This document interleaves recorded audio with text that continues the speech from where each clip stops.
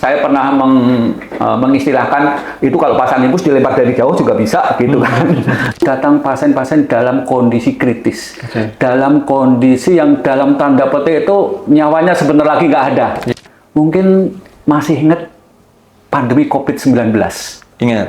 Itu pengalaman real sekali bagaimana pelayanan di IGD. Ya, itu betul-betul chaos. Banyak mayat yang belum bisa dievakuasi karena apa? Banyak SDM tenaga kesehatan yang terjangkit juga oleh COVID-19. Perawat IGD khususnya dan perawat Rumah Sakit Fatmawati pada umumnya, alhamdulillah tidak ada yang meninggal karena COVID-19. Bahwa kita belum bisa menyelamatkan salah satu nyawa yang seharusnya bisa kita selamatkan. Dengan segala upaya, dengan sarana prasarana, dengan keterampilan yang ada, kita belum bisa memberikan yang terbaik untuk para korban-korban tadi, para pasien kita yang tidak tertolong. Terkadang keluarganya tuh suka komplain, saya di IGD belum diapa-apain. Padahal di IGD sudah diukur tanda-tanda vital, sudah diperiksa dokter, sudah dipasang infus, sudah diperiksa pemeriksaan penunjang, sudah dilakukan pemeriksaan radiologi. Tapi nggak ada komunikasi apa yang sudah dilakukan. Perawat Indonesia, kita jaga bangsa. Perawat Indonesia, bersama kita mengabdi tamu kita semua. Perawat Indonesia, bersama kita mengabdi untuk sehat menuju masa depan cerah. Pernahkah Anda terbayang di mana ada satu profesi yang bekerja di sebuah rumah sakit, yaitu satu ruangan, di sepersekian detiknya menentukan hidup dan matinya seseorang. Dialah yang menentukan apakah di menit-menit berikutnya orang ini akan bisa kembali ke pelukan keluarganya atau mungkin bisa tidak bertemu lagi. Sudah bersama saya hari ini orang yang pakar di ahlinya, yaitu Bapak Welas Trianto selaku Ketua PP HIPGABI. Apa kabar, Pak? Alhamdulillah, kabar sehat. Gimana kabarnya? Alhamdulillah sehat, Pak. Amin. Terima kasih, Pak, sebelumnya udah mau sempetin waktu untuk bisa diskusi bersama saya di CNS, Pak. Sebelumnya, sebelum perkenalan, nama saya Asagi, Pak. Di sini mungkin ada beberapa pertanyaan yang saya mau tanyain ke Bapak terkait dunia perawat gawat darurat, Pak. Di judul podcast kita kali ini itu cukup mendebarkan, Pak, karena saya membuat artikelnya yaitu antara hidup dan mati, ya Pak. Bagi seorang perawat gawat darurat, apa sih Pak kalimat ini mungkin bisa dibilang beban atau ya biasa aja gitu Pak? Bisa dibilang beban yang berat atau justru menjadi adrenalin yang mungkin bisa dibilang membuat Bapak dan rekan-rekan tetap berada di profesi ini? Silakan Pak. Antara hidup dan mati. Ya. Pertanyaan ini sangat mendalam ya. Sebenarnya kalimat antara hidup dan mati itu seperti dua sisi mata uang. Di satu sisi kita sebagai garda terdepan, di satu sisi juga kita mempunyai tanggung jawab moral terhadap pelayanan keperawatan gawat darurat. Kalau kita mereview gawat darurat, pastilah sesuatu yang dekat dengan kematian. Dan itu dialami oleh sebagian besar perawat-perawat yang ada di IGD. Setiap hari selalu datang pasien-pasien dalam kondisi kritis, dalam kondisi yang dalam tanda petik itu nyawanya sebentar lagi nggak ada. Dan terkadang setiap hari teman-teman di IGD itu akan jumpa dengan kondisi kematian. Dan tentunya ini di satu sisi tadi betul ya, ini merupakan tantangan, di satu sisi juga ini merupakan kompetensi yang tentunya harus diasah dan diasuh agar kita bisa berkontribusi menurunkan yang tadi kematian. Nah, ini hal yang menjadi tantangan tersendiri buat teman-teman perawat yang ada di IGD. Demikian. Nah, menarik nih Pak. Tadi sebelum kita masuk ke studio ini Pak, tadi ketika kita awal masuk di pintu pertama tadi, saya cukup terkejut sih Pak, karena selama ini saya nggak pernah masuk ke IGD. Pernah dulu sekali itu Pak, beberapa tahun yang lalu, nemenin istri lahiran Pak. Nah, tapi kalau sekarang saya baru lihat IGD yang sepadat itu ya Pak. Nah, Ini menarik nih Pak. Boleh diceritakan nggak sih Pak? Mungkin ada satu pengalaman atau satu momen Bapak yang paling chaos atau paling berkesan selama Bapak bertugas di IGD sampai sekarang yang tidak bisa Bapak lupakan. Oke, mungkin masih ingat pandemi COVID-19. Ingat. Itu pengalaman real sekali bagaimana pelayanan di IGD. Oke. Ya, itu betul-betul chaos. Oke. Ya, dari sisi penyakit, waktu itu kalau nggak salah kita itu masih buta. COVID-19 itu apa toh? Oh iya. Kita nggak ada yang tahu tuh bagaimana cara penularannya, bagaimana kita melindungi diri kita agar tidak terkontaminasi, tertular penyakit pasien. Itu kita buta sama sekali. Dan kita dimasukkan dalam kondisi yang betul-betul chaos. Waktu itu kebetulan pelayanan COVID-19 pertama kali dibuka di DKI, karena korbannya di Depok kalau nggak salah itu ya. Iya. Fatmawati buka pertama kali. Di sini Pak? Iya, tadi yang kita masuk itu di lantai 2. Oke. Pertama kali dibuka kalau nggak salah 10 tempat tidur. Oke. 10 bed ya Pak? 10 bed di awal-awalnya. Ya. Dan di pandemi COVID yang alpha, itu betul-betul chaos ya. Kita kehabisan APD, kita kehabisan oksigen. Di IGD banyak tadi hidup dan mati. Betul. Banyak mayat yang belum bisa dievakuasi. Karena apa? Banyak SDM tenaga kesehatan yang terjangkit juga oleh COVID-19. Ya. Itu adalah chaosnya COVID-19. Dan itu merupakan pengalaman tersendiri yang sampai saat ini tidak terlupakan. Tapi alhamdulillah ya, pelayanan IGD yang ada di Rumah Sakit Fatmawati, saya membawa Fatmawati karena saya kerjanya di Fatmawati dan itu pengalaman real. Alhamdulillah ya, perawat IGD khususnya dan perawat Rumah Sakit Fatmawati pada umumnya, alhamdulillah tidak ada yang meninggal karena COVID-19. Wah, luar biasa ya Pak. Luar biasa itu. Saya apresiasi dengan kepatuhan teman-teman bagaimana menjaga kesehatan, menjaga penggunaan APD. Walaupun pada saat-saat COVID yang Delta itu ya, itu betul-betul yang paling ganas sebenarnya. Banyak korban dan gitu-gitu. Itu pengalaman yang betul-betul sampai sekarang tidak terlupakan. Bagaimana ketika pasien datang harus oksigen kita habis, bagaimana pasien datang masih di ambulan kita penuh. IGD pernah ada suatu saat ada jenazah kurang lebih 10-12 yang belum bisa dievakuasi ke belakang karena di belakang juga numpuk. Pengantaran dari IGD ke belakang juga numpuk karena penjemputan juga banyak SDM penjemputan jenazah itu yang terpapar COVID, sehingga alhamdulillah kita punya teman dari SDM di Fatmawati yang kalau nggak salah itu teman-teman dari pecinta alam ya, pecinta alamnya Rumah Sakit Fatmawati itu sebagai relawan antar jemput mengambil jenazah dari IGD dibawa ke kamar jenazah. Dan pada waktu itu bagaimana sinergisitas seluruh SDM yang ada di Fatmawati, tidak hanya perawat, dokter, teman-teman pekarya, teman-teman administrasi bergandeng tangan untuk bisa melalui ya eskalasi yang tadi yang masuk dalam kategori bisa dikatakan tadi pelayanan hidup dan mati di masa pandemi COVID-19. Nah Pak, menarik sih Pak tadi kalau kita ngebahas soal COVID ini Pak. Saya sedikit saya tambahin lagi ya Pak.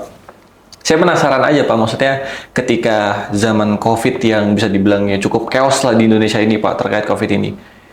Tenaga kesehatan termasuk teman-teman dan Bapak sendiri di RSUP Fatmawati ini, pada saat itu Pak, dalam satu hari bekerja itu berapa jam Pak? Nah, alhamdulillah kita punya pedoman panduan bagaimana manajemen Rumah Sakit Fatmawati. Di satu sisi memang betul ya, kita harus all out memberikan pelayanan terbaik. Betul. Tetapi alhamdulillah manajemen jajaran direksi, jajaran komite keperawatan, tim kerja pelayanan keperawatan melihat ini suatu pengabdian terhadap masyarakat di masa pandemi COVID-19. Alhamdulillah kita juga diberikan jam kerja tentunya dengan memperhatikan tingkat kelelahan, burnout-nya ya Pak ya. Burnout-nya itu juga dipikirkan, sehingga kita memiliki jam kerja dengan konsekuensi tetap mempertahankan kesehatan teman-teman perawat. Dan alhamdulillah terbukti kan, dari sekian banyak, alhamdulillah terjangkit ada, tapi yang sampai dengan meninggal, alhamdulillah kami zero meninggal karena terpapar COVID-19. Nah Pak, terkait COVID nih Pak, masih terkait COVID Pak, terakhir Pak. Saya masih penasaran juga Pak, terkait pasti karena mungkin profesi perawat ini Pak, paling sering yang secara langsung mungkin bersentuhan dengan pasien. Bener kan Pak? Iya.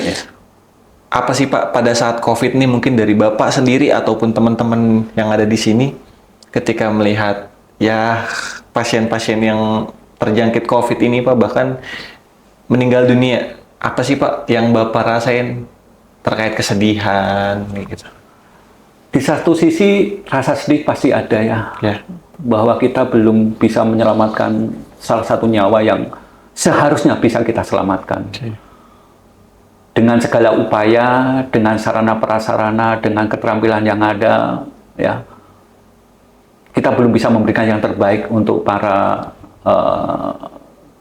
korban-korban tadi, para pasien kita yang tidak tertolong.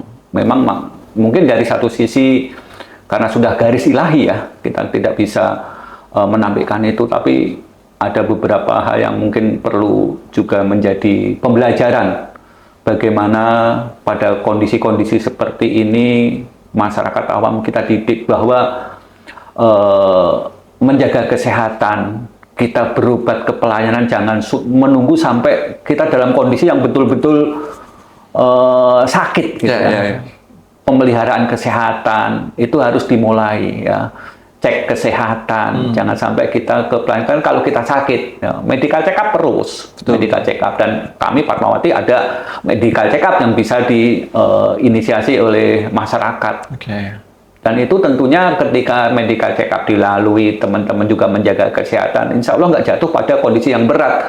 Kalau dalam kondisi yang berat, nah tentunya tadi pelayanan yang dia juga membutuhkan effort yang banyak juga. Tetapi ketika datang ke IGD-nya dalam kondisi tidak dalam kategori red zone, mungkin dalam yellow zone itu masih insya Allah cukup aman. Tapi terkadang kalau kita di rumah sakit vertikal, rumah sakit rujukan, biasanya yang masuk itu kategorinya paling banyak adalah kategori red zone, yellow zone, red zone. Nah Pak, kita bahas terkait tadi nih ya, saya masuk Bapak bilang terkait banyak masyarakat awam yang mesti diberi pemahaman juga ya Pak. Mungkin masih banyak orang awam yang mungkin hanya tahu kalau misalnya masuk IGD itu ya adanya dokter, perawat, dan tenaga kesehatan lainnya ya Pak. Tapi di balik itu sebenarnya ada ikatan himpunan atau satu organisasi profesi ini seperti HIPGABI Bapak. Sebenarnya standar kompetensi apa sih yang harus dimiliki seorang perawat agar layak disebut sebagai perawat gawat darurat? Kompetensinya bagaimana? Kompetensinya, kalau kita mereview dari definisi pelayanan ya, Himpunan Perawat Gawat Darurat dan Bencana Indonesia, paling tidak teman-teman saya yang bekerja di ranah kegawat daruratan ada yang di pra rumah sakit, ada yang di rumah sakit. Paling tidak dia memahami pengertian kondisi gawat darurat. Itu harus paham dulu, mengerti dulu mana sih kondisi gawat darurat, mana kondisi gawat tidak darurat, mana kondisi gawat darurat yang mengancam nyawa. Itu yang perlu dipahami dulu. Nah, setelah paham, dia harus juga mempunyai skill kompetensi terkait dengan keperawatan gawat darurat. Mulai dari pertama.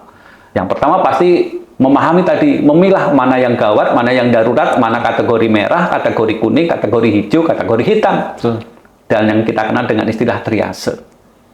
Perawat gawat darurat harus paham mengenai triase. Ketika dia paham mengenai triase, dia tahu kategori pasien ini kategori red zone, yellow zone, green zone, maka dia ketika mampu triase, mampu menempatkan pasien sesuai dengan kondisi kegawat daruratannya. Dia masuk di kategori merah, kategori kuning, kategori hijau. Kalau dia bisa memilah, berarti dia bisa melakukan mana sih prioritas yang harus didulukan. Nah, itu yang pertama. Yang kedua, setelah dia mengetahui triase, dia harus juga mempunyai keterampilan terkait pelayanan gawat darurat sendiri, terkait keperawatan gawat darurat. Nah, di HIPGABI kita punya struktur kurikulum yang sudah ada di Siakpel. Ya, ada basic trauma cardiac life support. Ya. Basic. Seluruh perawat harus paham dan bisa keperawatan basic trauma life support. Ya. Dan ini wajib seluruh perawat di Indonesia. BPCLS ya, Pak? Ya, tidak hanya yang di IGD, ini generalis. Kalau sudah di IGD, kita punya pelatihan kurikulum namanya emergency nursing. Oke. Level basic. Orang yang bekerja di IGD harus punya ENBL, emergency nursing, basic level. Nah, setelah basic, kerja lama-lama, yuk jangan basic-basic melulu, naik, intermediate. Kita punya kurikulum modul, emergency nursing intermediate level. Dan itu sudah ada di Syahpel. Rumah sakit sama penyelenggara kediklatan yang sudah terakreditasi boleh menggunakan itu. Silakan gunakan, tentunya dengan syarat-syarat tadi agar kompetensi yang ada di kurikulum itu tercapai. Tolong dilihat lagi. Siapa sih sebagai fasilitator? Siapa sih sebagai narasumber di pelatihan itu? Jangan juga narasumbernya tidak terstandar. Betul. Pelatihannya dilaksanakan tapi narasumbernya nggak terstandar. Nah, ini mohon ketika teman-teman provider, teman-teman penyelenggara kediklatan, tolong patuh dan taat terkait dengan fasilitator dan narasumber. Nah, itu level intermediate. Kita juga sudah punya yang level advance. Ya, HIPGABI bekerja sama dengan Balai Latihan Kesehatan Batam. Nah, kita sudah tahun kemarin kita sudah membuat kurikulum yang advance level. Nah, tinggal diinsetkan di Syahpel, nanti teman-teman bisa akses. Nah, selain kategori-kategori tadi, kita juga mengharapkan ada pelatihan-pelatihan lain yang dalam tanda petik tadi kalau ada kondisi bencana, hospital disaster plan. Orang IGD harus paham tuh hospital disaster plan. Ketika ada kondisi bencana, kalau kita bicara hospital disaster plan, ada bencana luar rumah sakit, ada bencana di dalam rumah sakit kita sendiri. Tidak tertutup kemungkinan ya, rumah sakit itu ada kebakaran. Nah, bagaimana sih peran perawat IGD? Bagaimana nanti kolaborasinya dengan tim bencana rumah sakit? Nah, ini harus bisa disinergikan. Perawat IGD harus memahami itu juga. Berikutnya juga perawat IGD juga harus bisa memahami bagaimana sih situasi psikologis pasien dan keluarga. Yang ini jarang terpikirkan oleh teman-teman di IGD. Bagaimana teman-teman perawat IGD bisa merasakan kalau itu keluarga saya. Kalau itu saya. Kalau itu pasien itu anak saya. Kalau pasien itu suami istri saya. Bahwa diri kita sebagai pasien itu IGD, apa sih harapannya? Informasi harus disampaikan. Memang terkadang komunikasi itu yang menjadi sering keluhan pasien-pasien di IGD. Semua sudah dilakukan, tapi kurangnya komunikasi informasi kepada pasien dan keluarganya. Terkadang keluarganya tuh suka komplain, saya di IGD belum diapa-apain. Padahal di IGD sudah diukur tanda-tanda vital, sudah diperiksa dokter, sudah dipasang infus, sudah diperiksa pemeriksaan penunjang, sudah dilakukan pemeriksaan radiologi.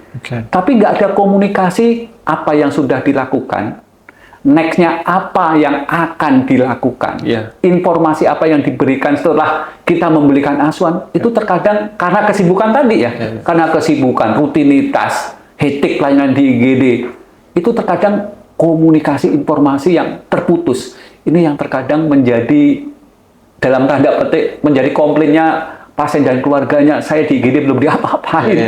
Informasi, nah komunikasi teman-teman perawat IGD itu harus dijaga bagaimana menginformasikan apa yang sudah dilakukan. Nah, berikutnya adalah bagaimana kompetensi juga self confident.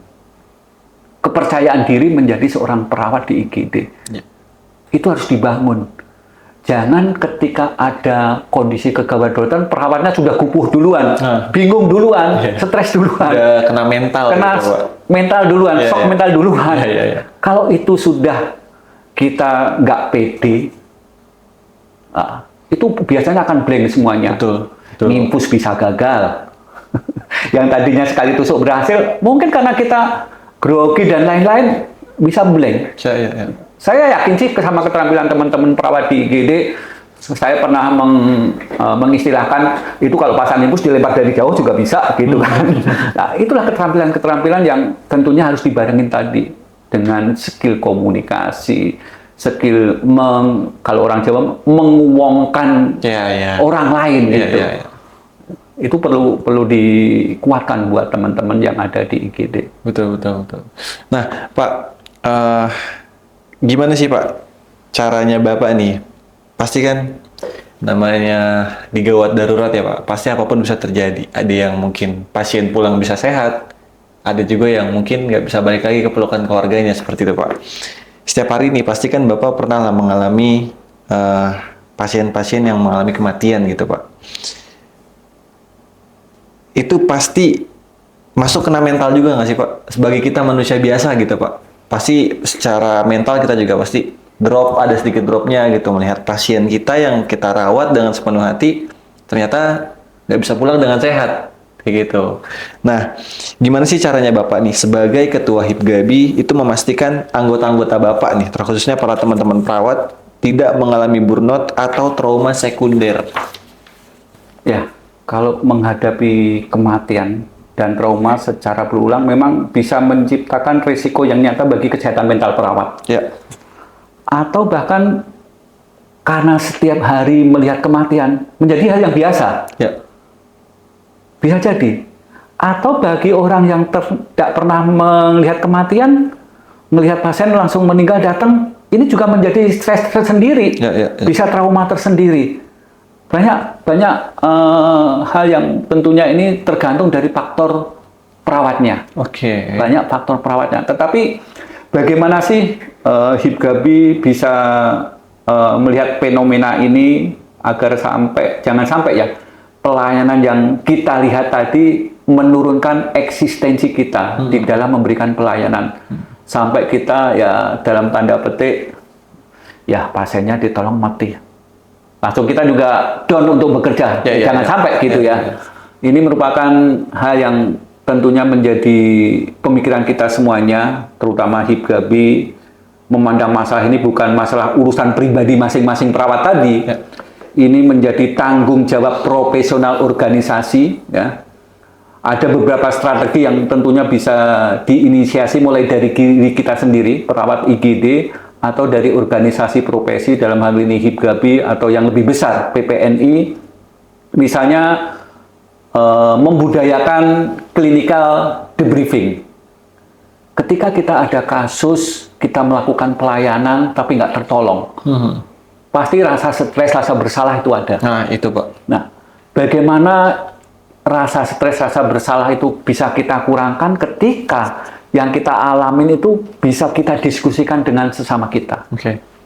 Apa yang sudah baik tadi kita lakukan dan apa yang bisa kita tingkatkan terhadap pelayanan yang tadi sudah kita berikan. Oke.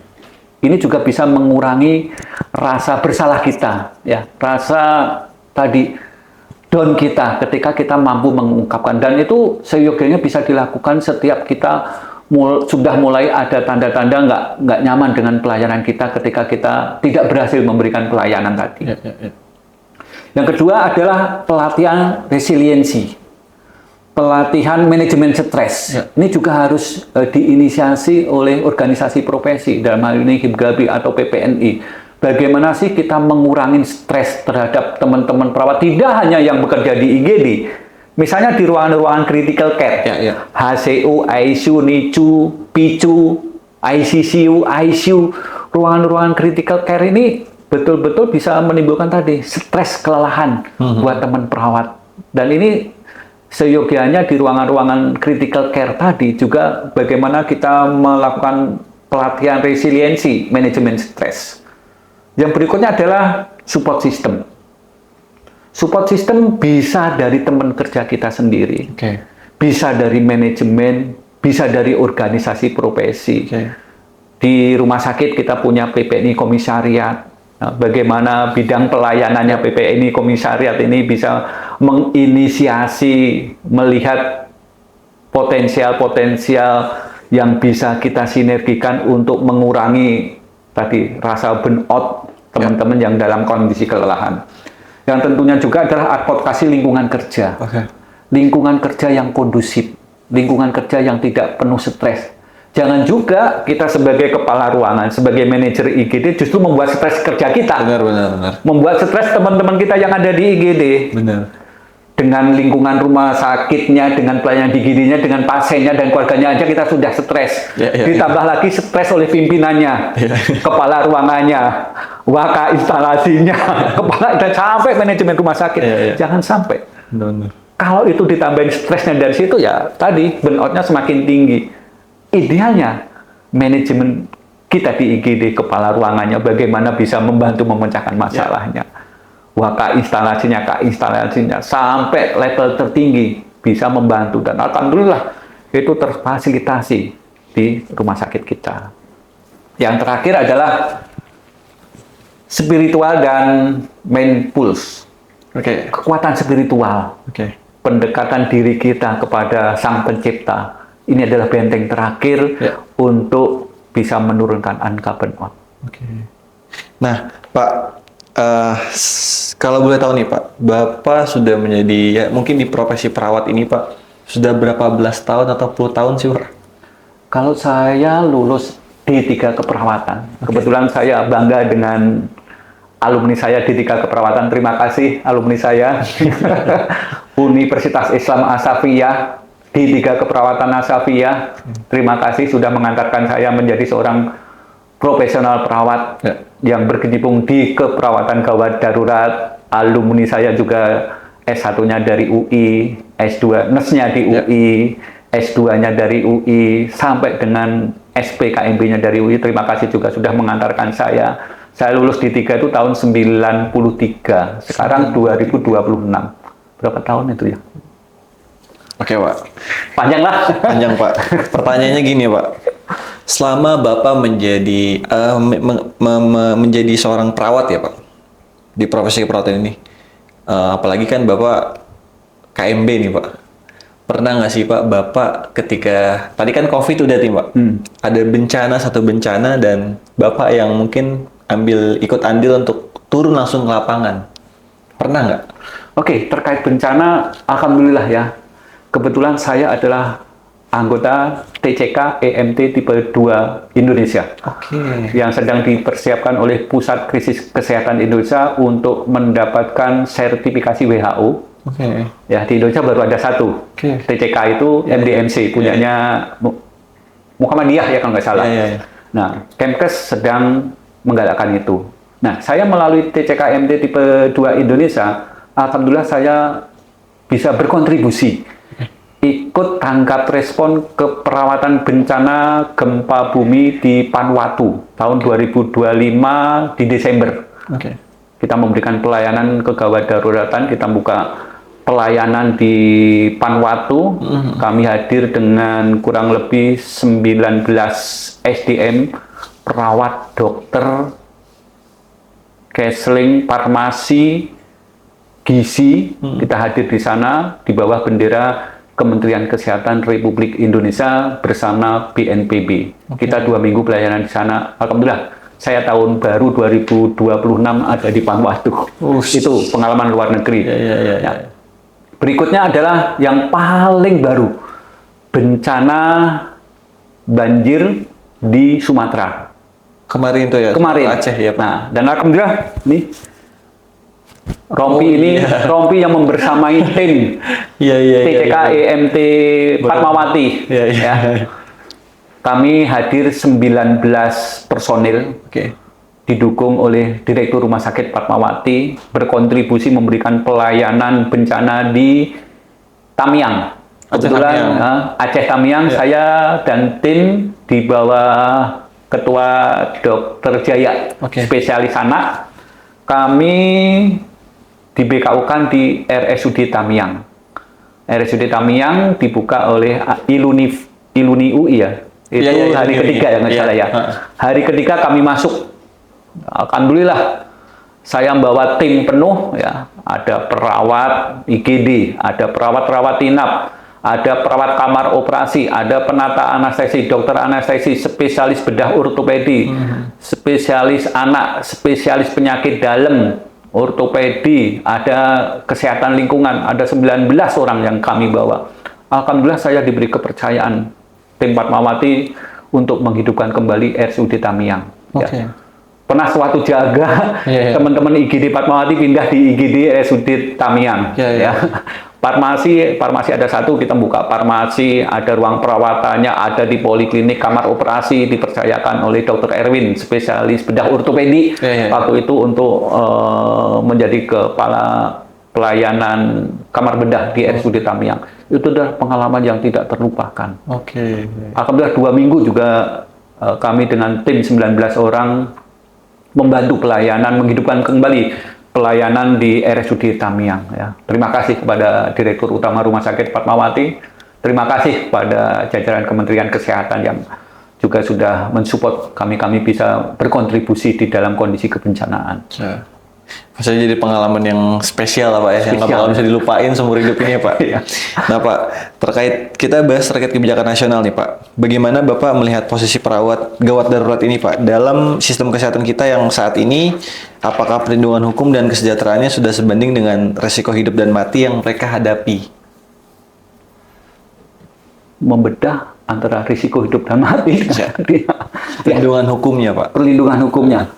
Membedah posisi perawat dalam kondisi gawat darurat terkait dengan kebijakan nasional memang membawa kita pada diskusi yang cukup kompleks.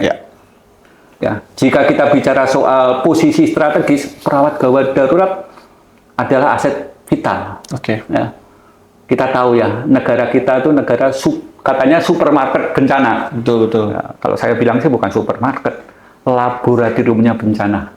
Kita bisa belajar dari bencana. Kalau supermarket kan beli-beli. Hanya pola lihat saya. Namun ketika kita bicara soal pelindungan dan kesejahteraan, jujur saja ya, kita masih dalam proses perjuangan yang sangat panjang. Ya. Ada beberapa realita yang saat ini bisa kita lihat ya. Posisi strategis dalam sistem kesehatan. Secara kebijakan, posisi perawat gawat darurat itu semakin diakui. Nah, dengan kebijakan adanya sistem penanggulangan gawat darurat terpadu dalam akreditasi rumah sakit, ini sangat ketat antara standar IGD, bagaimana standar perawat gawat darurat itu sudah mulai diakui. Sehingga teman-teman tinggal bagaimana menginisiasi pengakuan itu dengan meningkatkan kemampuan, keterampilan, kapabilitas sampai dengan kompetensinya. Terkait dengan pelindungan hukum masih ada celah, ya. Yang tentunya walaupun kita sudah memiliki undang-undang keperawatan yang dilebur di dalam Undang-Undang 17 tahun 2023, misalnya masih ada bagi perawat yang bekerja dalam resiko yang tinggi masih dirasakan abu-abu, ya. Kewenangan dalam kondisi gawat darurat, perawat masih sering melakukan tindakan medis dalam penyelamatan nyawa sebelum dokter tiba. Apalagi kalau kita bicara nanti di pelayanan-pelayanan Indonesia yang paling pinggir ya. Kalau di kota besar Jakarta, saya yakin daerah 3T, daerah 3T tertinggal. Terus apa lagi? Daerah 3T tertinggal, terbelakang. Satu lagi apa ya? Nah, itu 3T. Itu ya, pokoknya 3T ya. Saya juga lupa. Itu bisa dibayangkan bagaimana ketika perawat hanya dia sendiri yang ada di sana. Bagaimana pelindungan hukum ketika ada kondisi kegawat daruratan, walaupun dalam kondisi kegawat daruratan perawat diberikan kewenangan untuk melakukan tindakan, tetapi pastilah ada sesuatu yang terkadang celah itu dimanfaatkan oleh orang yang dalam tanda petik melihat situasi celah yang bisa dimanfaatkan untuk mengadukan delik hukum. Nah, terkait dengan kesejahteraan dan risiko hidup mati. Nah, ini menjadi poin yang sering menjadi perbincangan hangat di kalangan sejawat ya.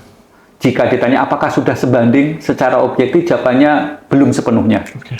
Ya.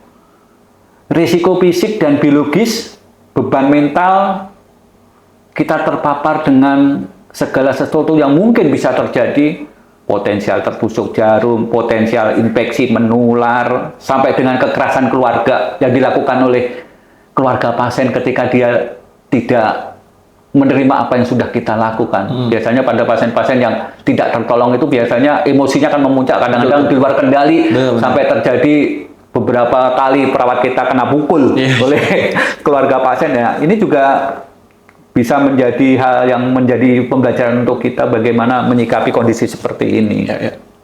Ya, berikutnya adalah insentif berbasis risiko terkait dengan kesejahteraan. Nah, selain beban mental, kita terpapar dengan risiko tadi, tentunya bagaimana institusi rumah sakit juga bisa memikirkan intensif ya, fee pemberian remunerasi terhadap teman-teman yang dalam tanda petik memberikan pelayanan dengan risiko tinggi. Ini juga bisa dipikirkan bagaimana kesejahteraan itu menjadi bisa dikatakan lebihlah dibandingkan dengan ruang perawatan biasa. Bukannya kita minta diistimewakan, tetapi ketika kita memberikan apresiasi terhadap risiko-risiko tadi, apa salahnya? Itu adalah bentuk keadilan. Iya, remunerasi tadi. Remunerasi tadi. Alhamdulillah, terima kasih juga jajaran Direktur Rumah Sakit Fatmawati kembali ini saya. Ya, apresiasi itu telah diberikan. Bagaimana membedakan antara yang tadi di ruang perawatan biasa, ruang critical care, perawat klinik PK1, PK2, PK3, PK4, PK5. Itu alhamdulillah jejaring itu jenjang karir keperawatan itu terkait dengan pemberian ucapan terima kasihnya, alhamdulillah itu sudah kami rasakan cukup bagus di Fatmawati. Nah Pak, dunia medis ini kan semakin lama semakin berkembang ya Pak.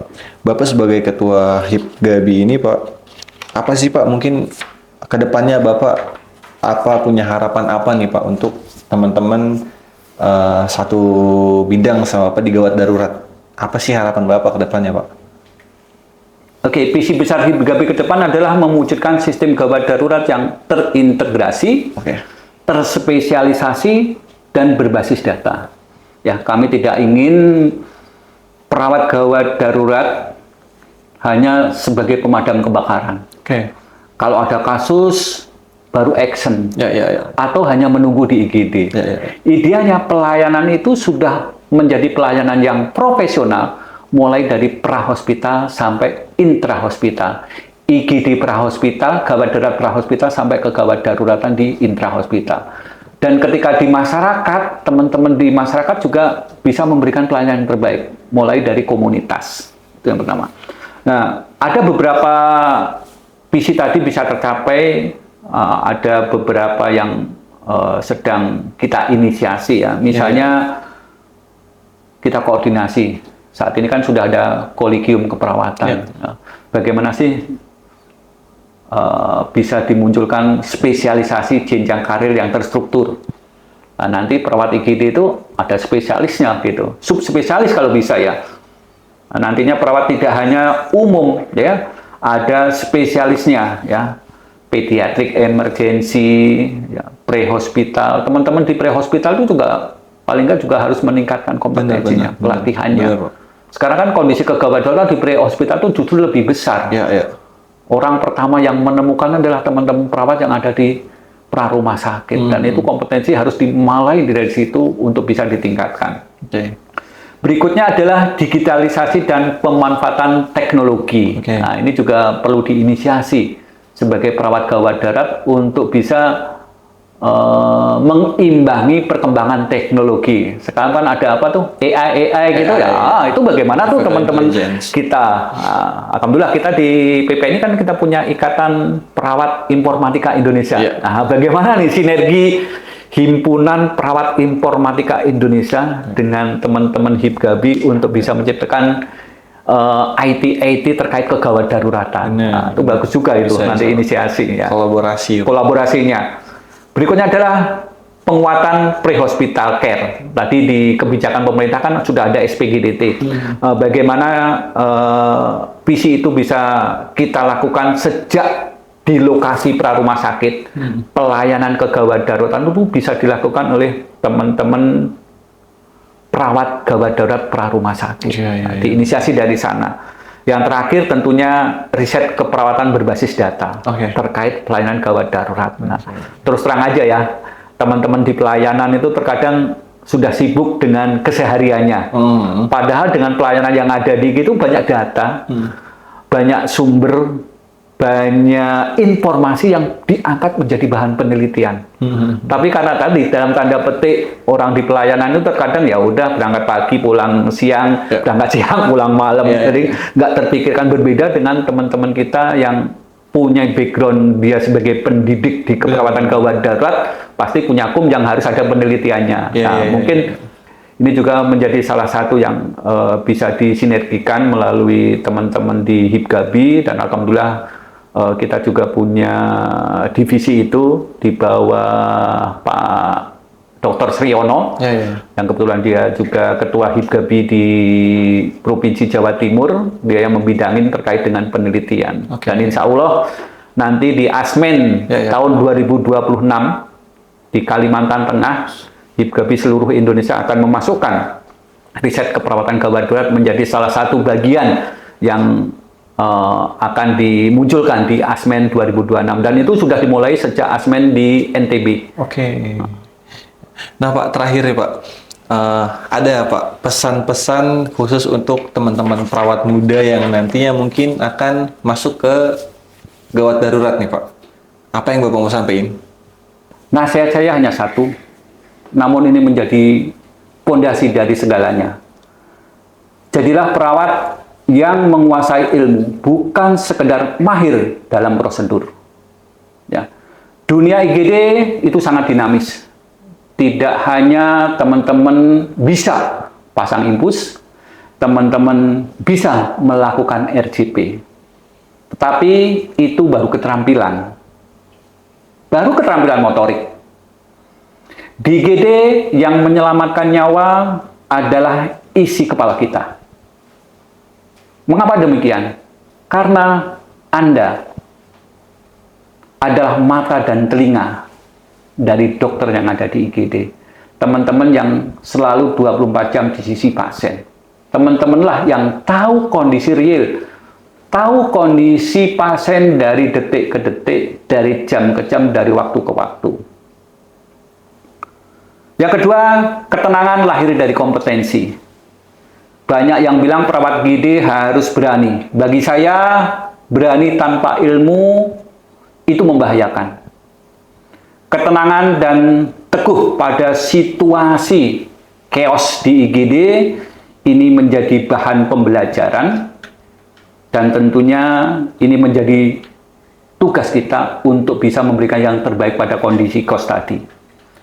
Etika dan empati adalah integrasi.